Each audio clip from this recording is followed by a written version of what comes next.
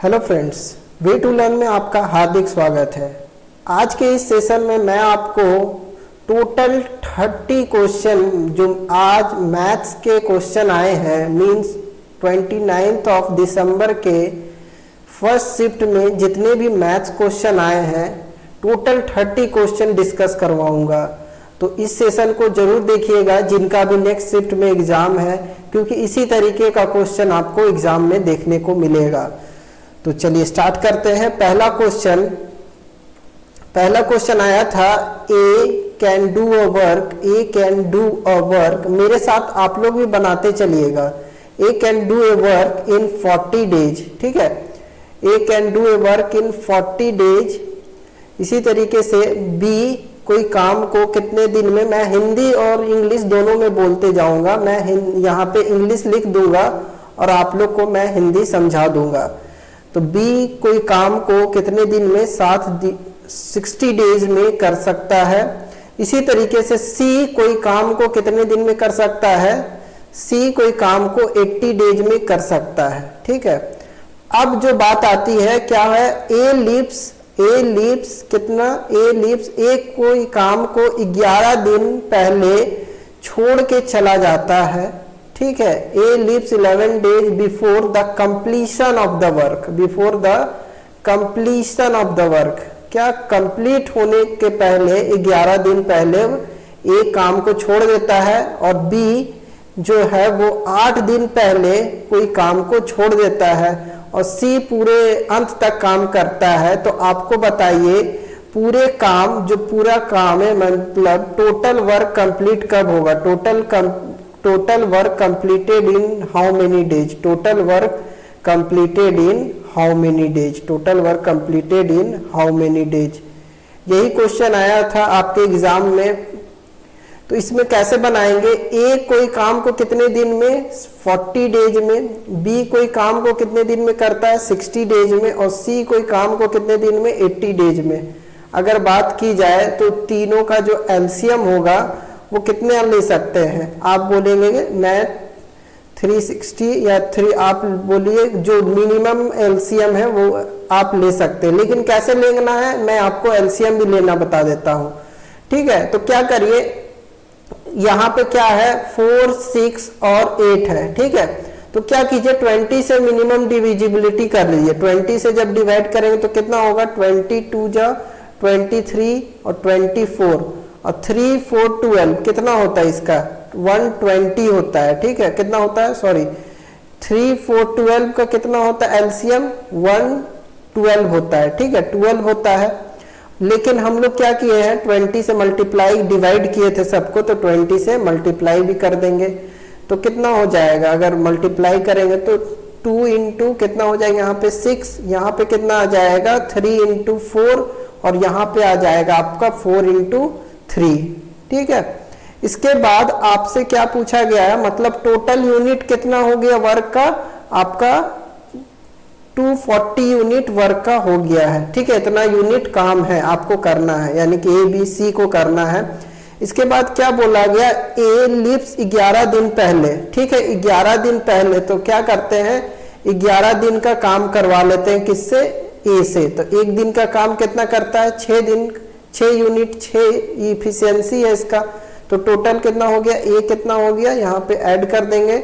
इसी तरीके से बी कितना, 8 दिन पहले काम को छोड़ के चल जाता है, मतलब एक दिन कितना, एक यानी कि 1 यूनिट जो वर्क है वो कितना दिन में, यानी कि करता है 4 डेज में। मतलब 1 यूनिट वर्क कितना है, 4 यूनिट वर्क है वो 1 डेज में करता है।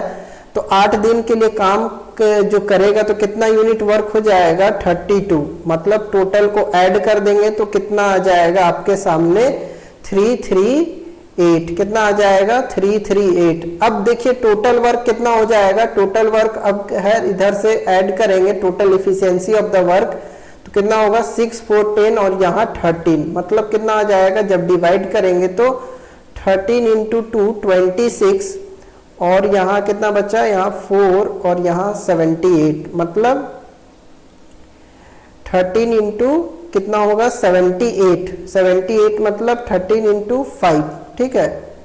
13 इंटू क्या होगा 13 इंटू 5, 13 5 जा कितना 13 3 जा 39, 13 4 जा 52, 13 5 जा 65 और 13 6 जा 78, यहाँ 26 होगा, सॉरी 126 होगा, तो 13 6 जा 78 होता है, तो यहाँ 26 यूनिट जो वर्क है 26 डेज में पूरा काम कंप्लीट होगा, यही आपका आंसर होगा।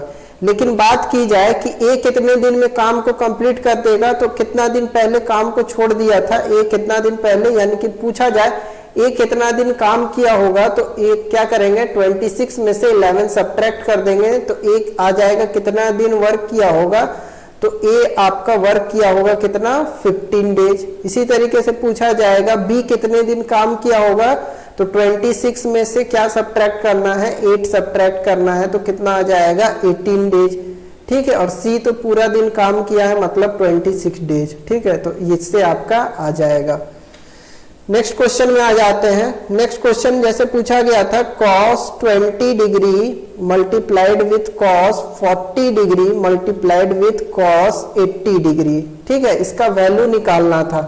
तो मान लेते हैं थीटा 20 डिग्री को मान लेते हैं, तो क्या होगा cos theta multiplied with cos 2 theta multiplied with cos यहाँ पे 4 थीटा। तो इसका एक फॉर्मूला होता क्या होता है 1/4 into cos 3 theta, 1/4 into cos 3 theta. तो थीटा के जगह में पुट कर देंगे क्या 20, तो यहाँ पे cos 60 डिग्री आ जाएगा, तो 1/4 cos 60 का वैल्यू कितना होता है 1/2, तो कितना आंसर आ जाएगा आपका 1/8 आपका आंसर आ जाएगा। नेक्स्ट क्वेश्चन में आ जाते हैं। थर्ड जो क्वेश्चन नंबर है उसमें पूछा गया था 2 साल का एट द सिंपल इंटरेस्ट 2 साल का जो अमाउंट होता है, अमाउंट कितना हो जाता है 12,200, ठीक है, और 3 साल बाद यही अमाउंट कितना हो जाता है, आपसे पूछा गया था 12300 हो जाता है, मतलब 12,300 हो जाता है। आपको क्या बताना था, यहाँ डायरेक्टली आपको प्रिंसिपल बताना था, क्या बताना था, प्रिंसिपल बताना था और रेट ऑफ इंटरेस्ट बताना था। क्या 2 चीज आपको बताना था, प्रिंसिपल बताना था और क्या रेट ऑफ इंटरेस्ट बताना था। तो देखिए 2 साल और 3 साल, तो मतलब अगर डिवाइड करेंगे दोनों को बीच में तो कितना आएगा, रेट जो आएगा हमारा, जो इंटरेस्ट आएगा 1 साल का इंटरेस्ट कितना आया, इंटरेस्ट आया ₹100, ठीक है। और 2 साल का इंटरेस्ट की बात की जाए तो 2 साल इंटरेस्ट कितना आ जाएगा ₹200, क्योंकि ये सिंपल इंटरेस्ट से चल रहा है, ठीक है। तो मतलब प्रिंसिपल कितना हो जाएगा, प्रिंसिपल निकालने के लिए क्या करेंगे हम लोग, ये जो अमाउंट होगा 12,200, इसमें 2 साल को सब्ट्रैक्ट कर देंगे, 2 साल का जो सिंपल इंटरेस्ट है उसको सब्ट्रैक्ट कर देंगे, तो 12,200 में से 200 सब्ट्रैक्ट कर देंगे तो कितना आ जाएगा आपका 12,000, यही आपका क्या हो जाएगा, प्रिंसिपल हो जाएगा।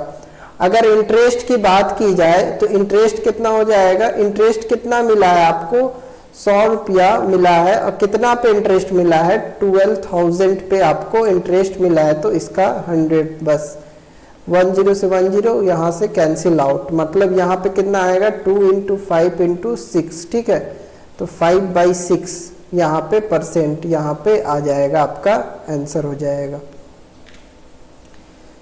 4th नंबर क्वेश्चन को देखते हैं। 4th नंबर में हाइट एंड डिस्टेंस से क्वेश्चन पूछा गया था। इसमें पूछा गया था एलिवेशन एंगल दिया हुआ था, कितना एलिवेशन एंगल दिया हुआ था 30 डिग्री, और हॉरिजॉन्टल क्या दिया हुआ था, हॉरिजॉन्टल इज 25 डिग्री, मतलब यानी 25 सेंटीमीटर। मतलब अगर इसको फिगर से बनाए तो एलिवेशन एंगल जो बात की जाए, यहाँ पे होता है एलिवेशन एंगल 30 डिग्री और यहाँ हॉरिजॉन्टल डिस्टेंस 25 सेंटीमीटर। आपसे ये वाला डिस्टेंस पूछा जा रहा था, ठीक है, ये वाला डिस्टेंस पूछा जा रहा था। तो कैसे निकालेंगे, ऐसे तो आप निकाल सकते हैं cos 30 डिग्री का वैल्यू क्या होता है, cos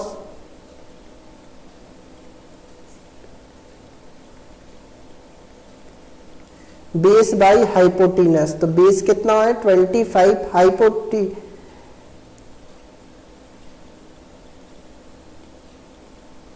ठीक है। तो आप cos 30 का ऐसे हाइपोटीनस का वैल्यू भी निकाल सकते हैं, लेकिन आपको क्या निकालना है यहाँ पे अल्टीट्यूड निकालना है, तो डायरेक्ट tan लगाइए,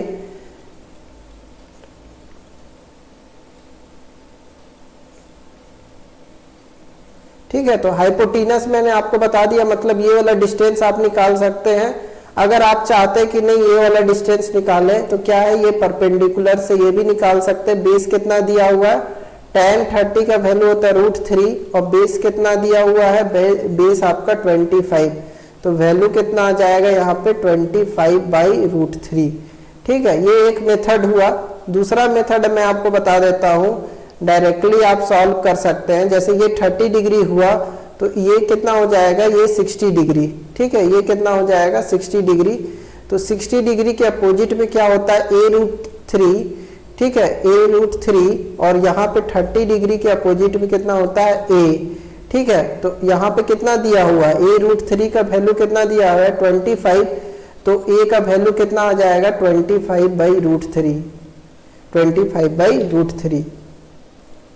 फिफ्थ नंबर में आ जाते हैं। फिफ्थ नंबर में पूछा गया था √4624 का जो स्क्वायर रूट है उसका 68 था वैल्यू। देन आपको क्या फाइंड करना था, √4624 प्लस √ क्या है 46.24, ठीक है। इसके बाद क्या था, √ क्या है 0.4624, 0.4624। तो ये तो इजी क्वेश्चन है। अगर 4624 का है तो 68 पुट कर दीजिए। यहाँ पे कितना है, अगर डेसिमल को हटाएंगे तो 100, मतलब जब निकलेगा रूट के अंदर से तो क्या बचेगा 6.8, क्या बचेगा 6.8।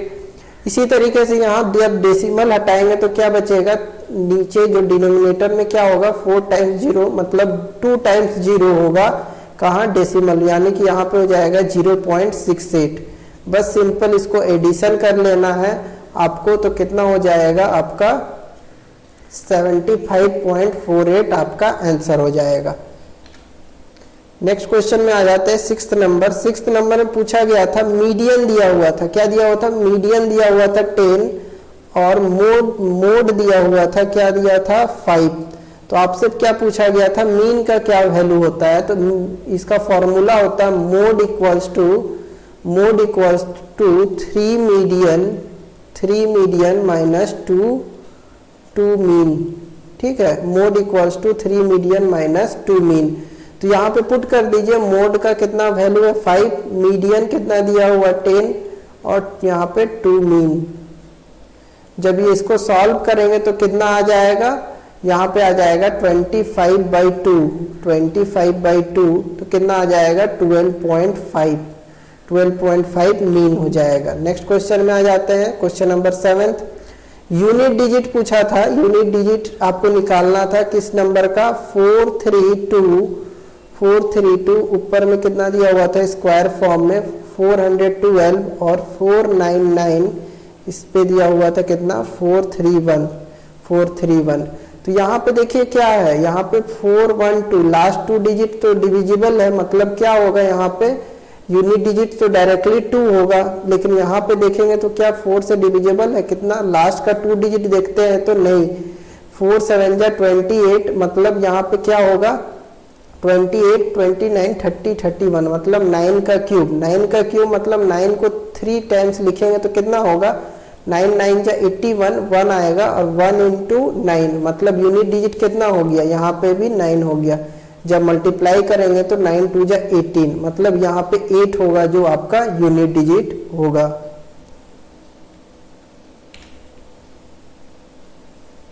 नेक्स्ट क्वेश्चन में आ जाते हैं, पूछा गया था परचेज प्राइस, देखिएगा purchase price of 5 items, purchase price of 5 items is equal to किसके इक्वल है, सेलिंग प्राइस ऑफ 8 आइटम्स। आपको यहाँ फाइंड प्रॉफिट या लॉस, फाइंड प्रॉफिट या लॉस परसेंट सॉरी, आपको फाइंड प्रॉफिट या क्या फाइंड करना था, लॉस परसेंटेज फाइंड करना था।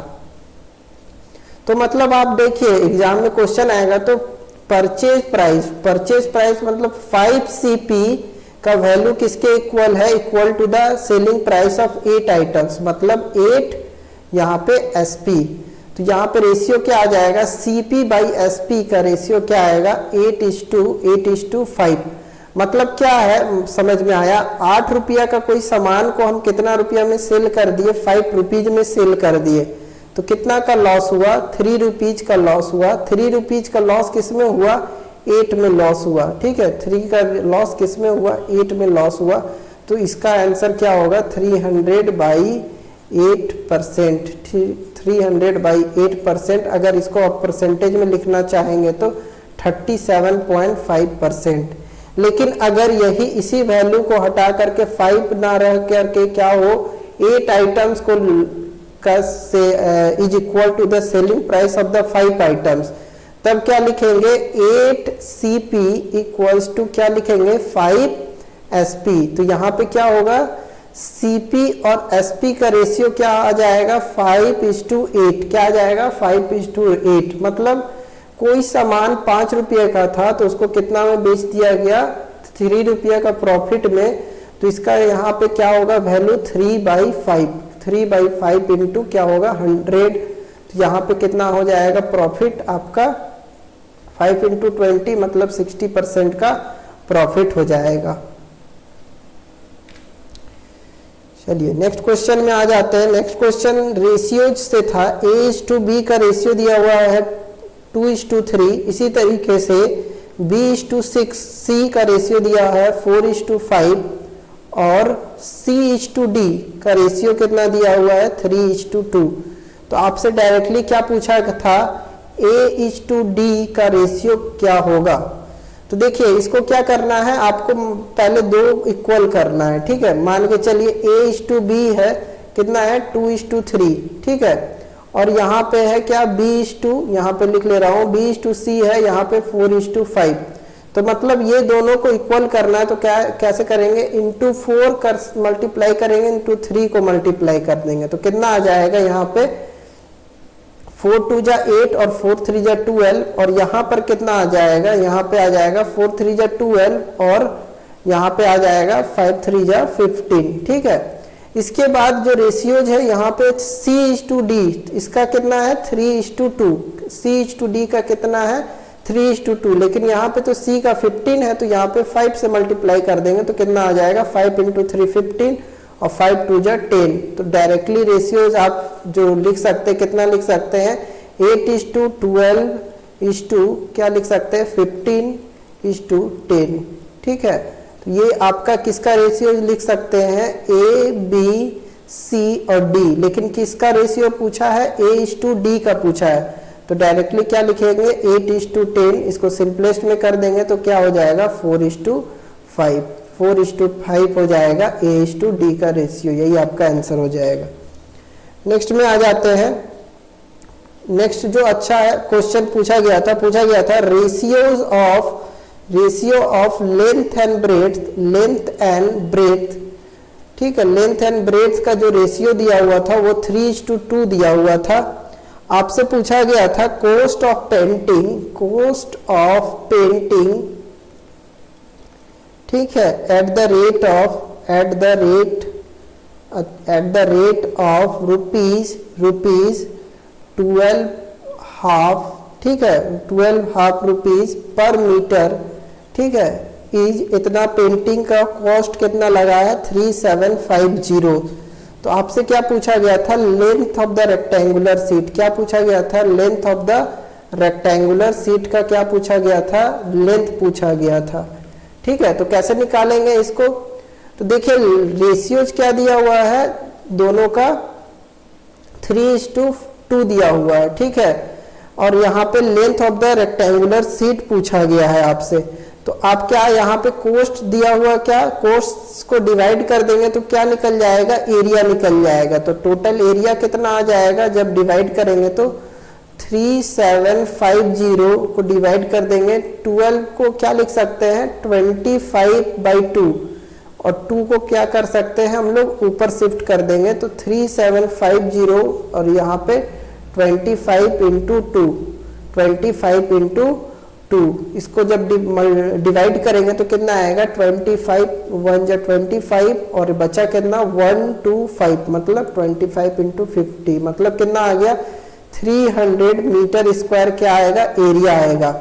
और लेंथ और ब्रेथ का जो रेशियोज है मतलब 3x है और कितना है 2x है, ठीक है, लेंथ और ब्रेथ, ठीक है, और एरिया भी यही होता है लेंथ इंटू ब्रेथ, तो जब करेंगे तो एक्स स्क्वायर का वैल्यू कितना आ जाएगा 3 इंटू 6 और 6 इंटू कितना जब डिवाइड करेंगे तो कितना आएगा आपका 6 5 जा 30, मतलब एक्स स्क्वायर का वैल्यू 5 आ जाएगा, ठीक है, एक्स स्क्वायर का वैल्यू 5 आएगा तो रूट अंडर क्या लिखेंगे 50 करके भी सॉल्व कर सकते हैं, ठीक है।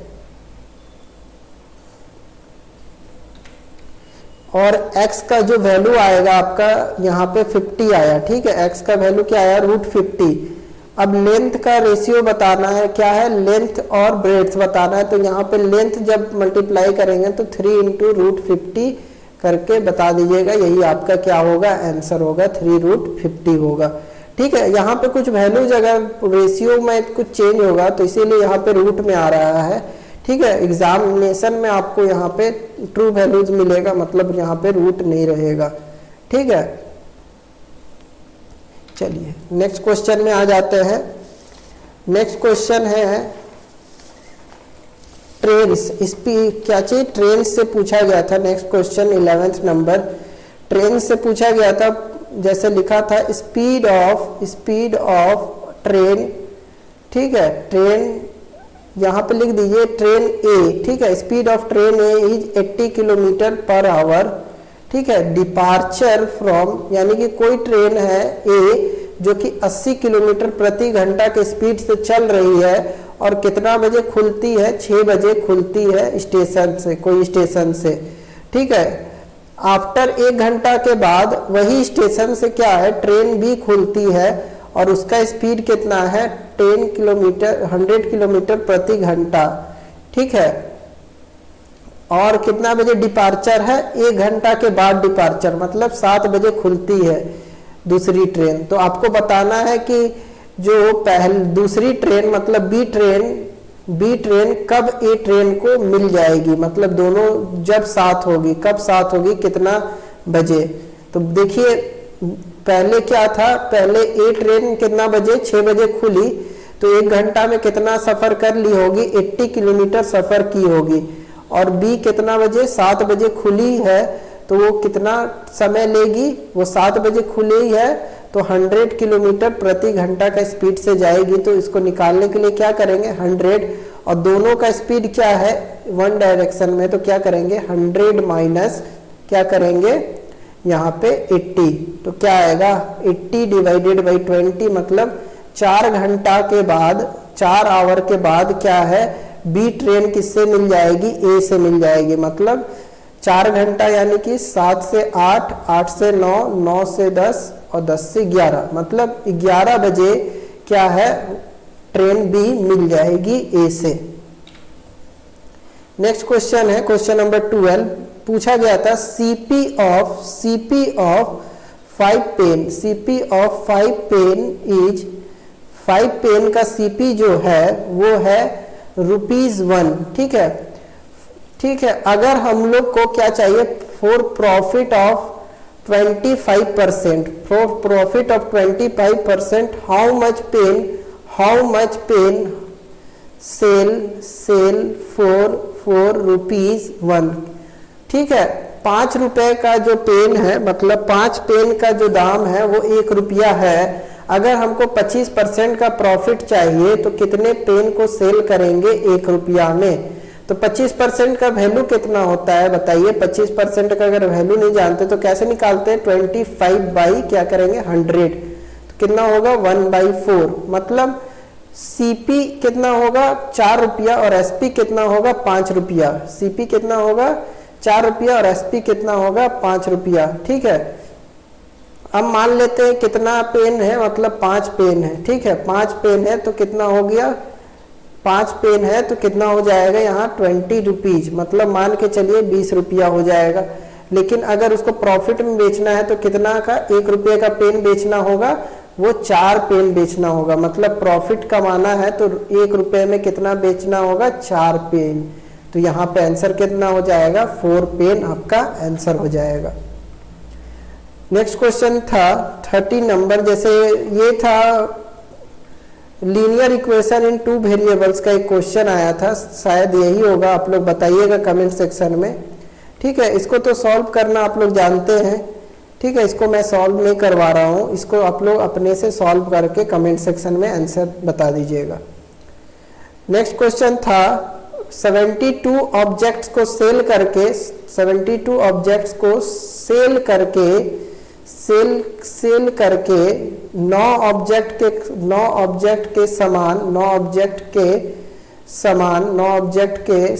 के समान प्रॉफिट होता है। ठीक है, तो आपको बताना प्रॉफिट परसेंट कितना है, तो प्रॉफिट मतलब क्या होता है, प्रॉफिट मतलब होता है SP माइनस क्या होता है CP। ठीक है, प्रॉफिट कितना होता है SP माइनस CP।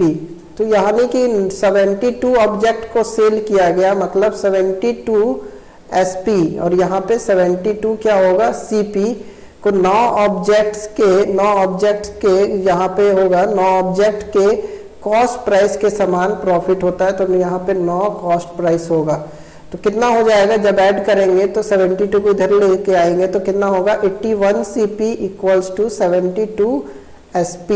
तो CP और SP का जो रेशियो होगा वो कितना होगा 72/81।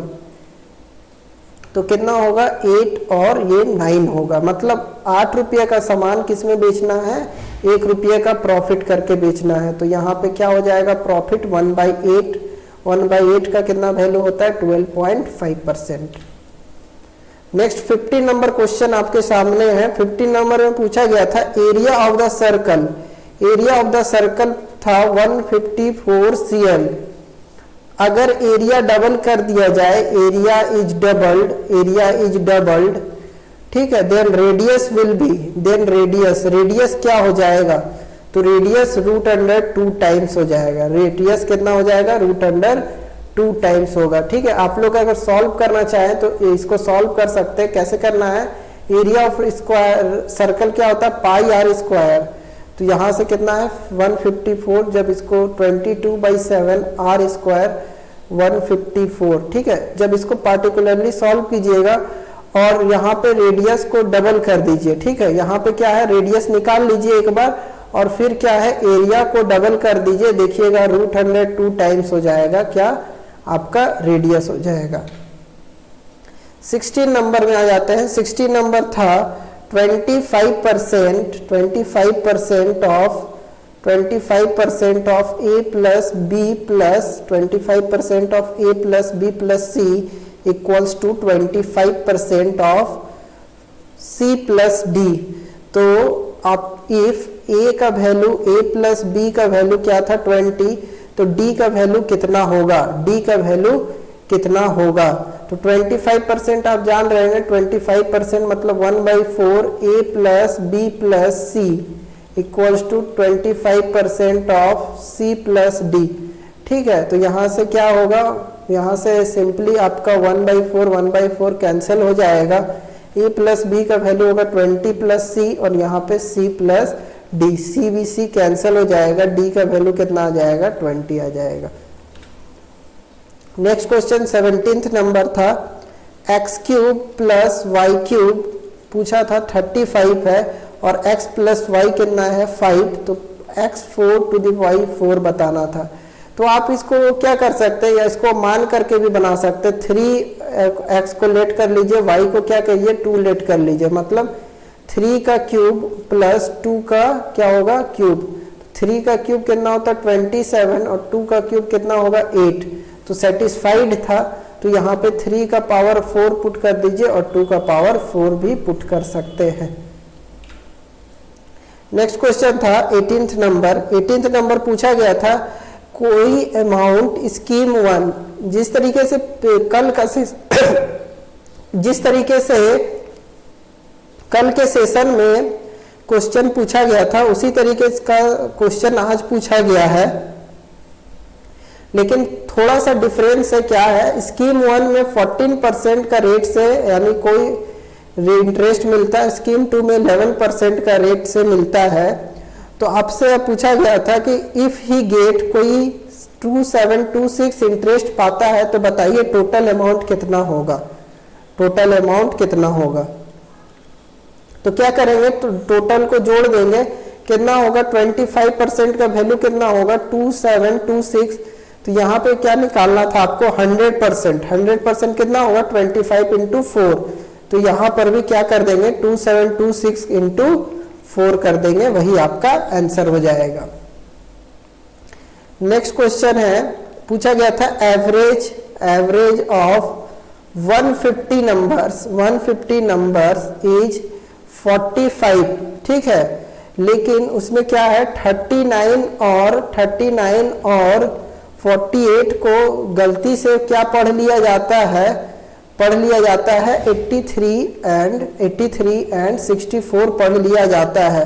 तो करेक्ट एवरेज बताइए, तो करेक्ट एवरेज बताइए क्या होगा। ठीक है, तो 38 को क्या पढ़ लिया गया 83 पढ़ लिया गया, मतलब एवरेज को बढ़ गया, मतलब अब क्या होगा घट जाएगा। ठीक है, तो ये दोनों को जोड़ेंगे तो कितना आएगा, जोड़िए तो कितना आएगा 4 और यहाँ पे 84। ठीक है, और उससे क्या करना है आपको सब्ट्रैक्ट कर देना। यहाँ पे देखिए क्या आ रहा है 83, इसको सब्ट्रैक्ट कर देंगे। ठीक है, 83 को यहाँ पे क्या करते हैं सब्ट्रैक्ट करना, यानी कि ये 38 की जगह क्या यहाँ पढ़ लिया गया 83 पढ़ लिया गया, मतलब कितना ज्यादा पढ़ लिया गया आप लोग अगर बताइएगा। तो 84 ऊपर टोटल आ रहा है, नीचे का टोटल कितना आ रहा है, पहले टोटल कर लेते हैं तो कितना आएगा 7 और यहाँ पे 14। ठीक है, तो कितना ज्यादा पढ़ लिया गया है 84 पढ़ना था, लेकिन कितना 147 पढ़ लिया गया है। तो कितना ज्यादा पढ़ लिया गया है 63 ज्यादा पढ़ लिया गया है। तो क्या करना होगा 45 में से एवरेज से घटाना होगा 63 डिवाइडेड बाई 150।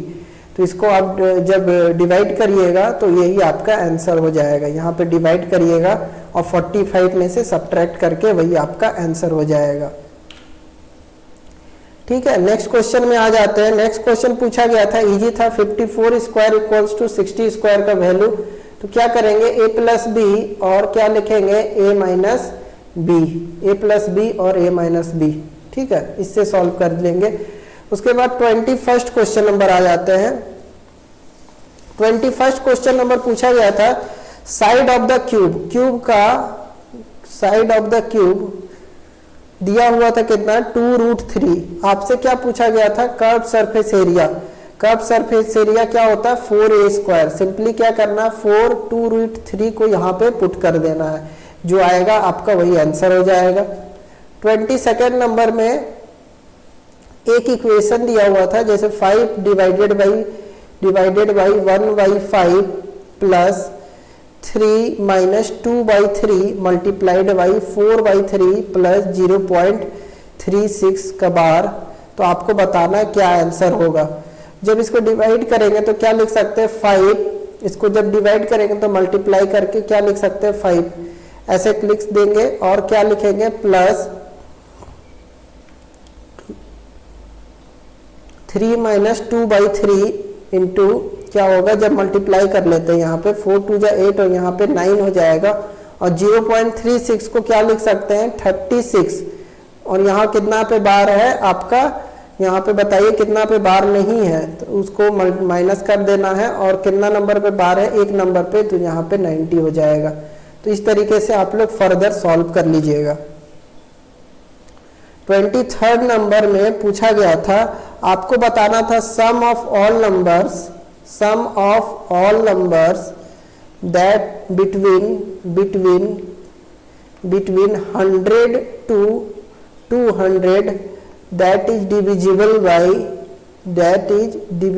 by 12, मतलब 12 का मल्टीपल बताना था जो कि 100 से 200 के बीच में होगा। तो जानते हैं आप लोग कितना होता है, 12, 12, 9 जा 108, और एक आप लोग क्या जानते हैं लास्ट जो मल्टीपल होता है कितना होता है 192, ठीक है 192। लेकिन आपको लोग नहीं जानते n का कितना वैल्यू होगा, तो क्या करेंगे a plus N minus 1 into D, ठीक है।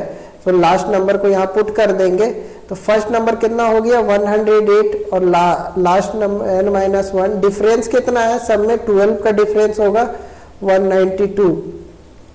तो डायरेक्टली क्या करेंगे यहाँ पे 192 में से क्या करना है 108 को जब माइनस करेंगे तो कितना होगा 84, और यहाँ पे क्या आ जाएगा n माइनस 1। तो यहाँ पे जब 12 से डिवाइड करेंगे तो कितना आएगा 7, तो यहाँ पे n का वैल्यू कितना आ जाएगा 8।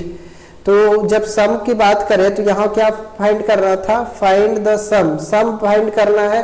तो क्या होता है n/2 a प्लस l, तो कितना नंबर हो रहा है 8/2 first number plus last number 108 plus 192, यही आपका आंसर हो जाएगा। 24th नंबर में आ जाता है। 24th पूछा गया था LCM प्लस HCF, ठीक है, उसका वैल्यू दिया था 369, और LCM माइनस HCF इसका वैल्यू दिया था 351।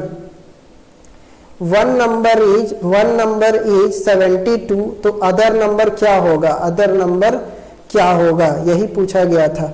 तो आप बता सकते हैं एलसीएम और एचसीएफ, तो यहाँ पे क्या हो जाएगा 2 टाइम्स ऑफ एलसीएम। दोनों को जब इक्वेशन को सॉल्व करेंगे तो क्या करना है 2 टाइम्स ऑफ एलसीएम, और दोनों को जब जोड़ दीजिएगा तो कितना होगा 9 + 1 10, और यहाँ 6 और 6 12, और यहाँ पे 3 और 3 और 7, यानी कि एलसीएम का जो वैल्यू आ जाएगा कितना आ जाएगा 360 आ जाएगा। इसी तरीके से एचसीएफ भी निकाल लीजिएगा एलसीएम को पुट करके, तो कितना आ जाएगा जब 360 में से सब्ट्रैक्ट करेंगे तो एचसीएफ आ जाएगा आपका 9, ठीक है। और क्या होता है LCM into HCF equals to first number into second number.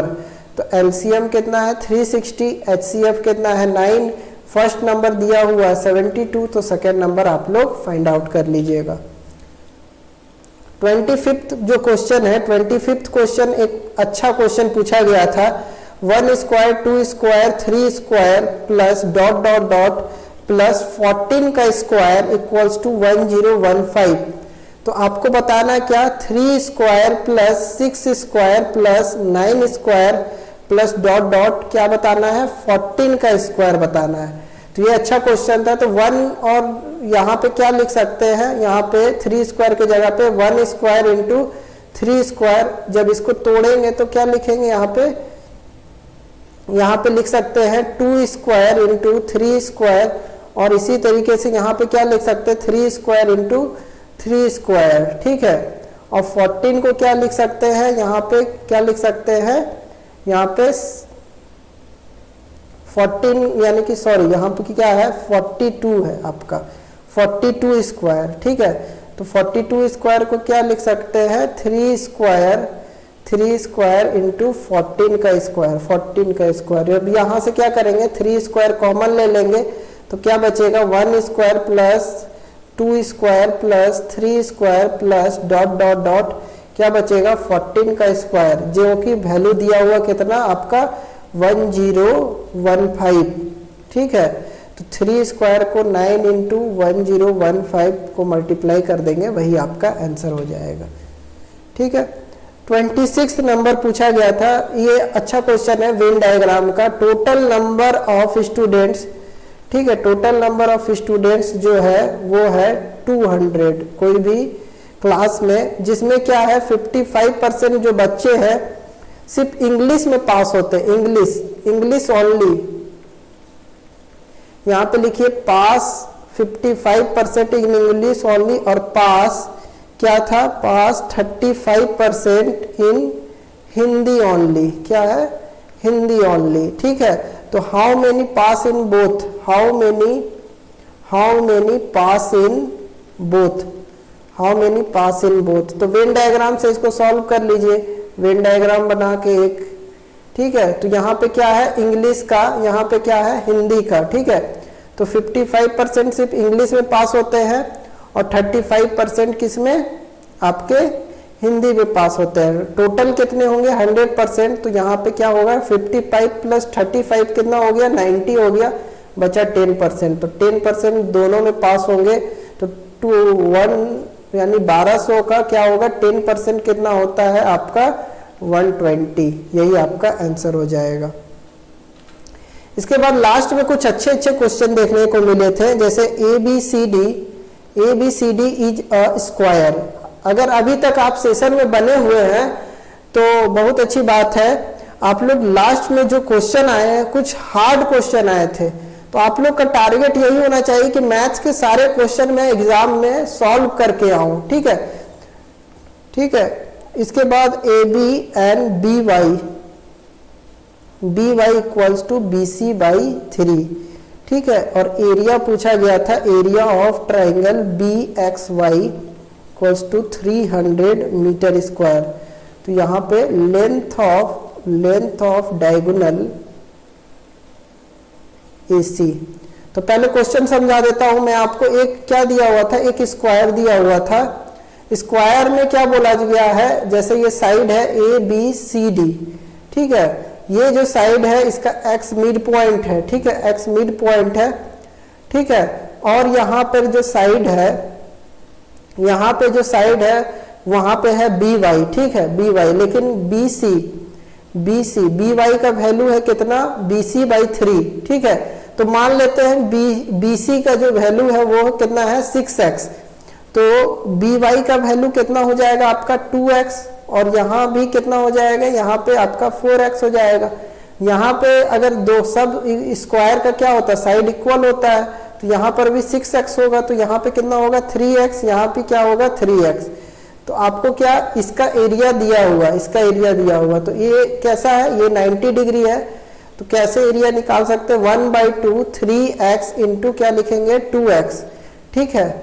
तो इसका एरिया कितना दिया हुआ 300। तो 2 से 2 कैंसिल आउट, तो यहाँ पे कितना आ जाएगा x स्क्वायर का वैल्यू कितना आ जाएगा 100। तो x का वैल्यू कितना आ गया 10, x का वैल्यू कितना आ गया 10। तो आपको क्या बताना डायगोनल AC। तो साइड कितना आ जाएगा, साइड कितना आ जाएगा 6x। तो साइड आ गया 60, साइड आ गया 60। और डायगोनल क्या होता है A√2, क्या होता है A√2 मतलब साइड √2। तो डायगोनल कितना हो जाएगा 60√2। यही आपका आंसर हो जाएगा। नेक्स्ट जो क्वेश्चन आया था उसमें पूछा गया था 8 का पावर में 10, ऊपर में 9 का पावर में 7 और यहाँ 7 का पावर में 8। यहाँ पे पूछा गया था टोटल प्राइम फैक्टर कितने होंगे, टोटल प्राइम फैक्टर, ठीक है। टोटल फैक्टर नहीं पूछा गया था, फैक्टर नहीं पूछा गया था, क्या पूछा गया था प्राइम फैक्टर पूछा गया था। तो क्या होगा यहाँ पे बताइए, इसको कैसे तोड़ सकते हैं 2 का पावर क्यूब, ठीक है, उसका पावर 10। और यहाँ पे क्या होगा 3 का पावर स्क्वायर, उसका पावर 7। और यहाँ पे 7 का पावर क्या होगा, यहाँ पे 8 होगा। तो 2 का पावर कितना होगा 30, और यहाँ 3 का पावर में 14, और यहाँ 7 का पावर में क्या हो जाएगा यहाँ पे 8। तो क्या करेंगे, जब प्राइम फैक्टर की बात आएगी तो तीनों को क्या करेंगे ऐड कर देंगे, तो 52 आपका आंसर हो जाएगा। लेकिन अगर फैक्टर की बात आए तो क्या करना होगा, यहाँ पे 30, यहाँ पे 31 हो जाएगा, यहाँ पे कितना हो जाएगा 15 हो जाएगा, और यहाँ पे कितना हो जाएगा 9 हो जाएगा। तो यहाँ पे जब ऐड कर देंगे तो क्या होगा, सब में सिर्फ 3 बच जाएगा, मतलब 55 टोटल फैक्टर्स हो जाएंगे। तो यहाँ पे ध्यान दीजिएगा, प्राइम फैक्टर पूछे तो सिंपली ऐड कर देना है, अगर टोटल फैक्टर पूछे तो सब में 1 एडिशन करके ऐड कर देना है, ठीक है। और इसी सेशन में मैं आपको 29th नंबर बता दे रहा हूँ। 29th नंबर जो था, 29th नंबर क्वेश्चन था A plus B plus C, ठीक है, वो 5 डेज में काम करता है। इसी तरीके से B plus C plus D 10 days में काम करता है, और C plus D plus A कोई वर्क को कितना दिन में 15 डेज में करता है। तो D plus A plus B कोई काम को 20 डेज में करता है, ठीक है। आपको बताना था a प्लस बी प्लस सी और d, ठीक है, चारों मिलकर के काम को कितना दिन में कंप्लीट कर सकते हैं। तो देखिए इसको जब भी सॉल्व करना है तो क्या मान लेंगे, एक सिंपलेस्ट मान लेंगे, एलसीएम कितना हो जाएगा 60, तो कितना होगा यहाँ पे 12 और यहाँ पे कितना होगा 6, यहाँ पे कितना हो जाएगा 4 और यहाँ पे हो जाएगा 3। तो सबको ऐड करेंगे तो कितना होगा 6 4 10 और यहाँ पे 25 इक्वल्स टू 3 टाइम्स आएगा a plus B plus C plus D, ठीक है, a plus B plus C plus D, ठीक है। तो यहाँ पे a plus B plus C plus D कितना आ जाएगा 25/3। ये सबका क्या आ गया, इफिशियंसी आ गया, ठीक है। और यहाँ पे यूनिट ऑफ द वर्क कितना है 60, तो 60 में डिवाइड कर देंगे 25 इंटू 3, तो कितना आ जाएगा, डिवाइड कर दीजिए, तो 5 इंटू 12 यहाँ पे और 5 इंटू 5, तो कितना आया 36/5 डेज लगेगा काम को खत्म करने में। तो इस तरीके का क्वेश्चन आज के फर्स्ट शिफ्ट में देखा गया था और सारा मैंने क्वेश्चन आपको करवा दिया हूँ। तो बहुत ही इंपॉर्टेंट ये रहा सेशन। तो जैसा लगा सेशन बताइएगा आप लोगों को, ठीक है। मैंने सारे क्वेश्चन 30 क्वेश्चन जो थे सारे क्वेश्चन मैंने आपके सामने करवा दिया है, ठीक है। वीडियो अच्छा लगा है तो लाइक और शेयर जरूर कीजिएगा और अपने फ्रेंड्स को जरूर बताइएगा। और जिनका भी नेक्स्ट शिफ्ट में एग्जाम है, बेस्ट ऑफ लक, अच्छे से एग्जाम दीजिए और कोशिश कीजिए कि मैथ्स के सारे क्वेश्चन कंप्लीट यानी मैथ्स के सारे क्वेश्चन करके आने के लिए, ठीक है। Thank you, have a nice day.